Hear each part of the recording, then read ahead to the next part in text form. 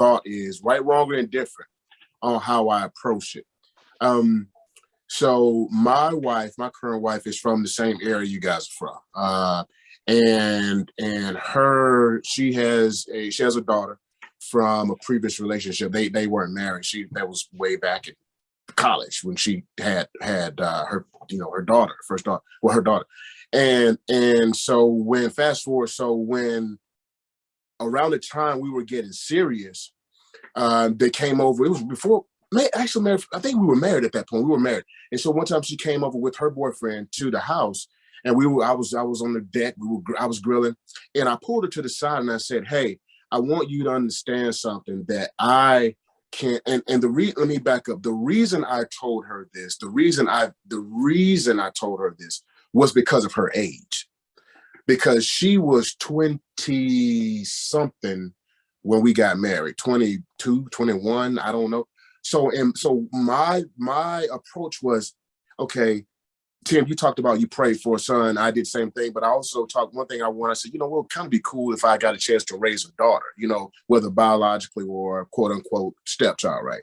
So, but because she was already grown by the time I met her, what I did was I pulled her to the side and said, hey, listen, I can't take, and I'm not trying to take your daddy's place, but I will gladly take your daddy's space.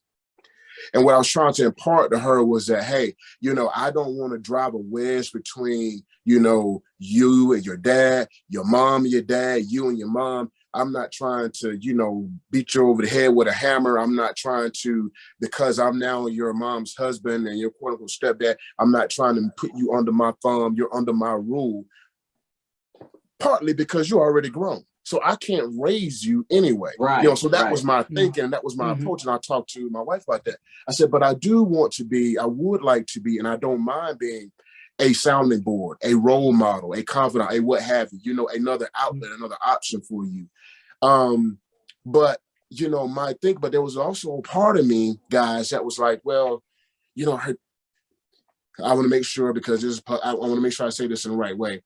Because her dad is not in the area, let me say it that way, because he's not in the metro Atlanta area, because he's not in close proximity, and because I am in close proximity, I didn't want her to ever feel like that I was trying to supersede him, but I also didn't want her to ever feel like that I didn't want to ever have anything to do with her. Right, so I was walking a fine line, as I don't want you to feel like, well, I don't need you, I don't want you, you're baggage, you're not needed because you're not my baby girl. But by the same token, I didn't want her to feel like I was trying to upend something that was already established. So that was some of when you talk about blended family, that was one of the challenges that I dealt with, how to be for her and to her what she needs at this stage of her already grown life. To that, you guys say what? So I'll give you my experience. So I told you my stepdaughter, well, my daughter, because I say I have 3 kids. It's what we say. Right. Yeah. She was graduating from Albany State and moving in here. And it was trying to be delicate in a sense. She's very private, not to invade her space. And that's not to say, I didn't take that as she didn't want to have anything to do with me or her mother.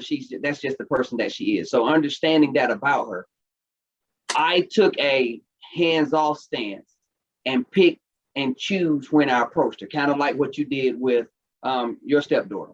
So the example I will give is one time something happened with her then boyfriend, right?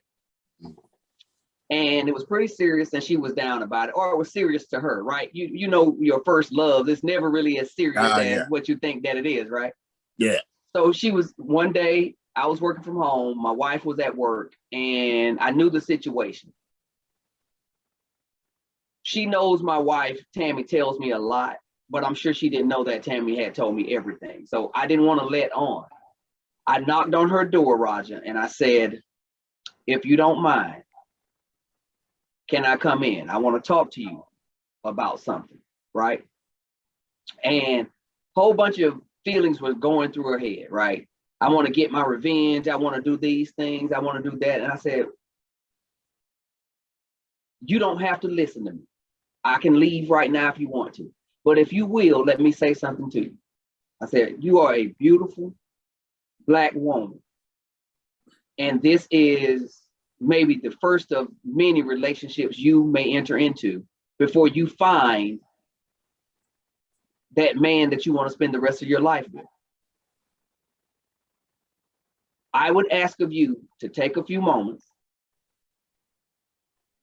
think before you react, and do something that may cause you the regret for the rest of your life, right? I kissed her on her forehead. I said, I love you, and I left. Come on. All early on, I had to pick and choose my spots like you did. I always opened the door, right? If she wanted to talk. To this day, I'll call her sometimes and say, I know, I'm still waiting on a phone call from you. You were supposed to call me last week. But I always let her know that I love her, right? I always let her know that even if you don't call, I'm not going to stop, right? And as she started to get more comfortable with me, there was a time where I only would ask probing questions. She answered my question and move on, right? That went from casual conversation to every day she would come out of her room, even if it would just be passing in the kitchen. Tiansha, I love you. Then I would say, did I tell you I love you today? She was like, yeah. I was like, you don't even know, do you? She was like, not really, but I just said that. I was like, I want you to start really concentrating and paying attention to that. If I don't tell you I love you and you're under my roof, I should be telling you I love you. So that started to break the ice, and she really started to see, not only does he love my mom, he's trying to develop a relationship with me. So right now, if I called her, and if I don't tell her I love you before or after a conversation, if you call her back, I bet she could tell you that Tim didn't say he loved me. And it took me a while. And we've been together now for 10 years. She got married in November. She thought enough of me to have me walk her down the aisle with her mother. Her dad's never really been in her life, right? But I said, I gave you that example, or that SBO, Roger, is I think you did the right thing from the standpoint of you took a opportunity where she felt comfortable at your house, at her mom's home, right? Here. Right, but that's what I'm saying, to impart, but where her mom was living, right? Right, correct. So she took that opportunity, you took that opportunity in a safe space to pull her to the side and try and make her feel welcome. You didn't force anything after that, right? I would offer that you continue to do that. She was an adult. So if she would have totally rejected you, she was within her rights to do that. And I thought that same thing with my stepdaughter. I didn't go in and try and make her, all right, let's go start having lunch. Or I'm your dad and we got all these rules. The rules that we did set for this household, my wife and I set those together even for them at 20. So we showed a unified front. And then I slowly started to become a father to her. Always loved her from day one, but by slowly becoming a father, I don't talk about the fact that her dad's not in her life unless she wants to talk about it, right? Unless she. Tim, I believe we lost you. Gerald, you there? Can you give me some? What's your opinion? We'll come back to you, Tim. Gerald, which she never had, right, wrong, and indifferent. Gerald, what do you or advice? What do you think about the way I was looking at that situation? How do you feel? Yeah, I think you handled it perfectly. I think the thing is just be natural. Yep.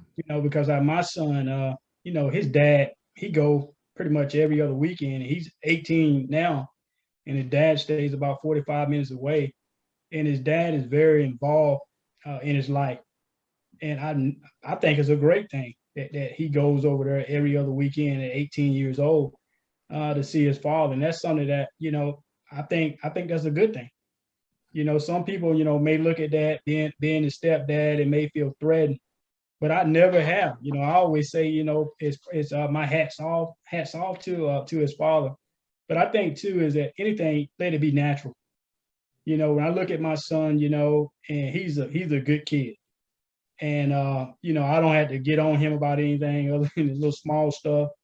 But I think for me is just let things remain natural and don't try to be something that you're not.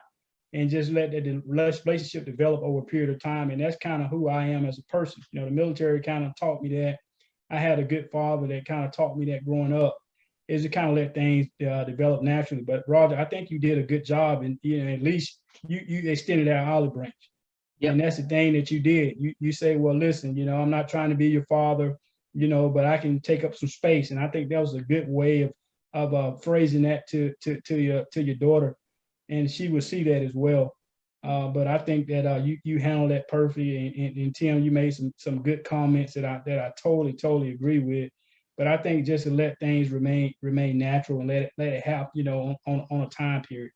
But my situation was very, very different, because my sons got along. My son and my other son, guess what? They're like best friends now. He come home from college, and guess what they do? They go out to eat. And they 2 years difference, but you can not tell those guys are not brothers unless you look at them. One's a little bit lighter than the other one, but those guys they get along very good, and they talk about things too. And so for me, is that I think too is that let things come about naturally, and don't try to force anything that's not there, and your kids too. So. And to that point of not forcing it, Roger, can you hear me? Yeah, there, you're back. To that point of not forcing it, that's something else that we did with the 2 older kids. We never tried to force Arlenthea and Tiansha to have a relationship, right? Mm-hmm. They had a relationship as children. They played together as children, but having gone our separate ways and traveled different ways in life, Tammy and I, and them growing up in different places, even for the time that they lived here, we had family activities, but we never tried to force them to be something that they weren't. To Gerald's point, we just allowed it to naturally happen, right? They respected each other's spaces. They had conversations where needed, where they didn't. They were able to coexist. Again, we set the ground rules of the house, and they were able to coexist. So to Gerald's point, not forcing anything. Don't try and make yourself be something. She's 26 years old. So knowing you for 2, 3, 4 years, you can't expect that type of relationship. Just make her feel welcome. I never ever felt like at my dad's house that it wasn't my house, right? Sometimes, like Gerald mentioned, the custodial parent, you think of that as your home, and then you're just visiting the other parent's home. I never felt that way at my dad's house. Mm-hmm. Never ever felt that way. Wherever one of my parents were, that way. Yeah. I was at home, and so that's a key. Yeah. You got to make them feel that way. Yeah, they got to have a room set up for them too. Yep, absolutely. Everything that kid has, that sibling has, that kid should have as well. Yeah, you buy one for one. Guess what? You got to buy one for the other. And that's another pressure. Yeah, that was another thing I said. I wanted to make sure that nobody felt like they were less than because of tenure in my life, or because they have an address over here, or because they, like I said, had been with me. I didn't want the older son to feel like, somebody's replaced me because you have a new kid. And I didn't want the new son to feel like, well, you don't love me because I haven't been around for the 10 years like the other one has. I wanted to, Tim, you talked about, our age and that energy that's necessitated that, for these younger kids. And I was like, man, hey, you know what? You got to bite that bullet, because what I did for one, I'm going to do for the other, because it will never come back. It will not be on my, what do you call it, my tombstone, that I did for one and didn't do for the other. You have to also you have to also love them where they're at, right? Yeah. Absolutely. I never try and make Lent be something that Tiansha is not, or vice versa, right? Or I never try and compare them. They're different persons, so I cater my interaction to Lent differently than I do with Tiansha, differently than I do Tristan. And I try not to compare them, right? I have separate relationships with all of them, but I love them equally, all 3 of them, right? If you talk to me in general, any person that does not know me, within 10 minutes of a conversation with me, you're likely going to hear about my wife and my 3 children, not just the son or the other 2. And that's because, like what Gerald said, you have to you have to be natural, and you have to be genuine in your relationships with them, and don't force them to be something they're not, and don't you try and make them something